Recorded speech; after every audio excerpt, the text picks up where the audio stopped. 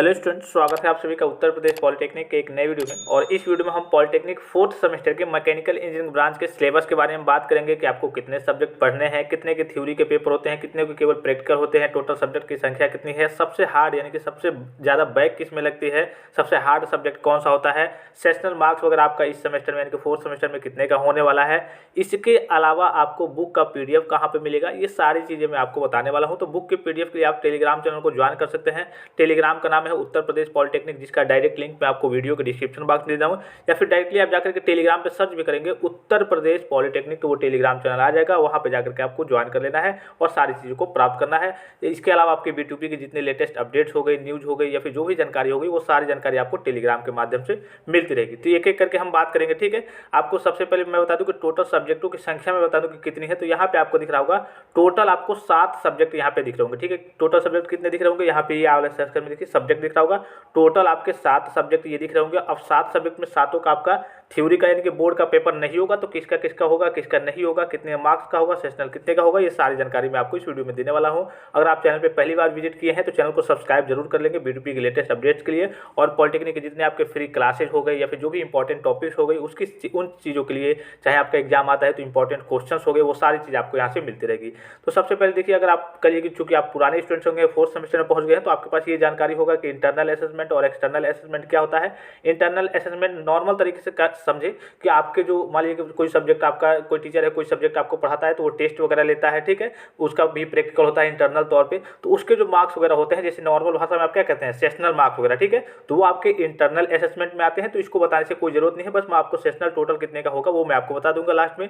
फिर आपका external assessment आता है। एक्सटर्नल असेसमेंट मतलब जो आपके बोर्ड का पेपर होता है और जो आपके बोर्ड के द्वारा प्रैक्टिकल और वाइवा कंडक्ट कराया जाता है, वो आपके एक्सटर्नल असेसमेंट में आते हैं। तो ये आपके इंपॉर्टेंट चीजें हैं। तो सबसे पहले सब्जेक्ट की बात करें तो टोटल सब्जेक्ट आपके 7 है, और 7 में यहाँ पे देखिए जो कम्युनिकेशन स्किल सेकंड है, जैसे कि आपने फर्स्ट सेमेस्टर में कम्युनिकेशन स्किल फर्स्ट पढ़ा होगा, उसी का ये सेकंड है जो आपको फोर्थ सेमेस्टर में पढ़ना होता है।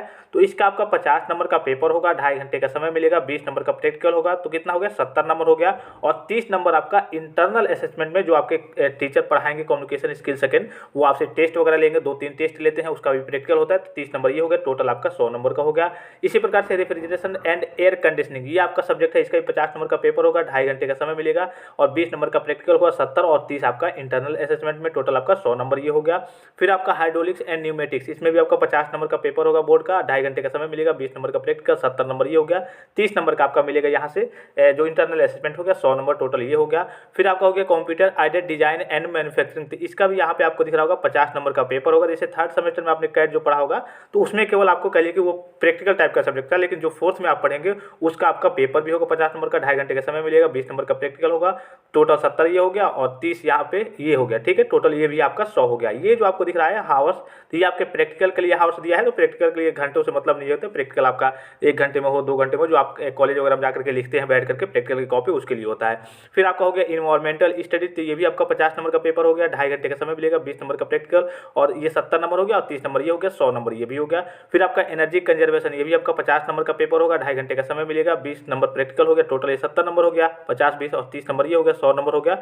ये जो आपका है यूनिवर्सल ह्यूमन वैल्यू, जिसे आप UHV कहते हैं शॉर्ट फॉर्म में, तो इसका जो है आपका बोर्ड का पेपर नहीं होगा। इसका केवल आपका 30 मार्क्स का कहिए कि प्रैक्टिकल होगा एक्सटर्नल, ठीक है, जो आपका एग्जामिनर वगैरह आएंगे वो लेंगे, और इंटरनल तौर पे 20 नंबर का होगा। ये आपका टोटल बस 50 मार्क्स का होगा, यहाँ पे आपको दिख रहा होगा, ठीक है। इसका आपको बोर्ड का पेपर नहीं देना है, यानी कि टोटल सब्जेक्ट जो है इस बार आपके फोर्थ सेमेस्टर में जो आपको बोर्ड का पेपर देना है, वो आपके टोटल कितने सब्जेक्ट है, टोटल है आपके 6 सब्जेक्ट जो आपको बोर्ड का पेपर देना है। और सब कितने कितने नंबर के हैं, 50 नंबर के। यहाँ पे आपको इंटरफेस पे सारी चीजें दिख भी रही होंगी, ठीक है।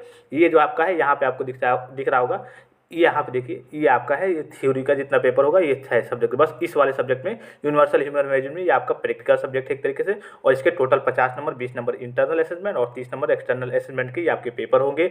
सेशनल की बात अभी हम करेंगे। इसके अलावा इसमें आप जान लीजिए कि सबसे ज़्यादा टफ सब्जेक्ट कौन सा होता है। तो देखिए, टफ तो हालांकि कोई सब्जेक्ट नहीं होता है, जो बच्चे पढ़ते हैं उनके लिए टफ कोई नहीं होता है। अब ये जो कम्युनिकेशन स्किल सेकंड हो गया, जैसे फर्स्ट में आपने पढ़ा, तो ये आपकी पूरी इंग्लिश है, तो जिन बच्चों की इंग्लिश वीक है थोड़ी सी, तो उनको ये टफ लगेगा। ये रेफ्रिजरेशन एंड एयर कंडीशनिंग, ये थोड़ा सा बच्चों को टफ लगता है, तो इसमें केवल आपके डायग्राम वगैरह है, जैसे आपने एसी वगैरह या फिर कोई जो फ्रिज वगैरह की चीज़ें होगी इसको आपने बनाने के बारे में या फिर उसके बारे में पढ़ने के बारे में कर लीजिए कि वही सारी चीज़ें आपको पढ़नी है, तो ज़्यादा ये भी आपका आसान पड़ता है। एकदम थ्योरेटिकल टाइप की चीज़ें हैं पूरी इसमें, ठीक है। हाइड्रोलिक्स एंड न्यूमेटिक्स, इसमें थोड़ा सा आपका जैसे बर्नौली थ्योरम हो गया या फिर आपका द्रव वगैरह हो गया, मतलब जो आपके तरल पदार्थ द्रव वगैरह होते हैं उनका प्रवाह कैसे होता है उनके बारे में, यानी कि जो लिक्विड फॉर्म में करिए जो चीज़ें होती है उनके बारे में हाइड्रोलिक्स या न्यूमेटिक्स में आपको वही सारी चीज़ें पढ़नी होती है। कुछ मशीनरी होती है, मशीनों के बारे में, हाइड्रोलिक्स से कैसे प्रेशर वगैरह जनरेट करके कैसे कैसे काम किया जाता है उसके बारे में आपको पढ़ना होता है। Computer aided design and manufacturing, इसमें आपको कैड के बारे में, इसमें भी आपको कहिए कि नॉर्मल से ये भी आपका पूरा थ्योरेटिकल है। एक दो सब्जेक्ट इसमें जो चैप्टर होंगे वो थोड़े से आपको समझ में नहीं आएंगे, वो थोड़े से करिए टेक्निकल टाइप के, अदरवाइज इसमें आपको रोबोटिक्स वगैरह पढ़ने को मिलेगा, रोबोट के बारे में, ठीक है।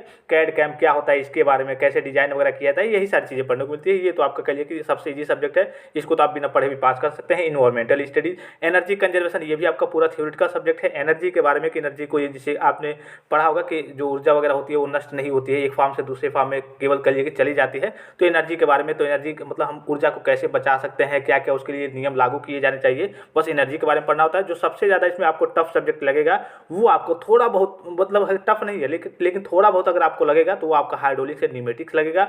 या फिर जिन बच्चों को कहिए कि ये जो सब्जेक्ट है RAC, refrigeration and air conditioning, तो ये आपको थोड़ा बहुत शुरू से पढ़ना होगा और तीसरे नंबर पे आपका ये सब्जेक्ट आ जाएगा। हालांकि है तीनों इजी, लेकिन थोड़ा बहुत अगर इनकी अपेक्षा बात करें, अब जिनको इंग्लिश नहीं आती है भाई तो उनको जाहिर सी बात है कि कम्युनिकेशन स्किल सेकंड जो है वो टफ लगेगा। जिनको इंग्लिश आती है अच्छी खासी तो उनको थोड़ा बहुत ये लगेगा टफ, लेकिन हालांकि इसमें कोई टफ नहीं है, सारे आपके ईजी सब्जेक्ट है और काफ़ी आसान सब्जेक्ट है। जैसे कि थर्ड सेमेस्टर में आपने दिया होगा, मॉस वगैरह पढ़ा होगा, थर्मल पढ़ा होगा, उससे उसी टाइप के थोड़े बहुत सब्जेक्ट है और उससे आसान ही है ये सारे सब्जेक्ट, ठीक है। काफ़ी ईजी है, काफ़ी आसान है। आशा करता हूँ कि सारी चीज़ें आपको समझ में आ रही होंगी। और देखिए यहाँ पे जो सेशनल की बात करूँ तो सेशनल आपका टोटल कितने का होगा, तो यहाँ पे मैं आपको दिखा दूँ, ये जो आपको दिख रहा होगा टोटल 230 दिख रहा होगा, ठीक है।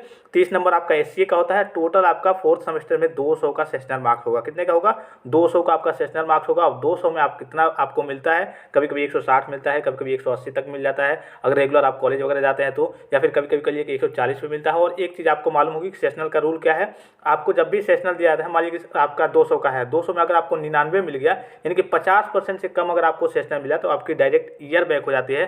तो इस बात का भी आपको विशेष ध्यान रखना है कि आपका जो भी सेशनल मिलता है, मान लीजिए कि 200 का हो गया तो उसमें आपको 100 नंबर से कम नहीं मिलना चाहिए, मतलब कि 50% से अगर आपको कम सेशनल मिलता है तो इस केस में आपकी डायरेक्टली ईयर बैक यानी कि वाईबी हो जाती है। आशा करता हूँ कि वीडियो आपको काफ़ी ज़्यादा हेल्पफुल लगा होगा। ये 680 टोटल मार्क्स है आपके फोर्थ सेमेस्टर में। इसमें आप कितना प्राप्त करते हैं, जैसे कि थ्योरी के 300 हो गए, ठीक है, कुछ आपके ये टोटल मार्क्स हो गए, कुछ आपके ये सेशनल वगैरह हो गए, टोटल मिलाकर के 680 का होता है। 680 में कितना आप थ्योरी में पाते हैं, कितना आपको सेशनल मिलता है, ये आपके ऊपर सारी चीज़ें डिपेंड करती हैं। कैसे एग्जाम आप देते हैं, सारी चीज़ों को मैनेज करते हैं, कितना आप लिख पाते हैं, कितना मार्क्स वगैरह प्राप्त कर पाते हैं।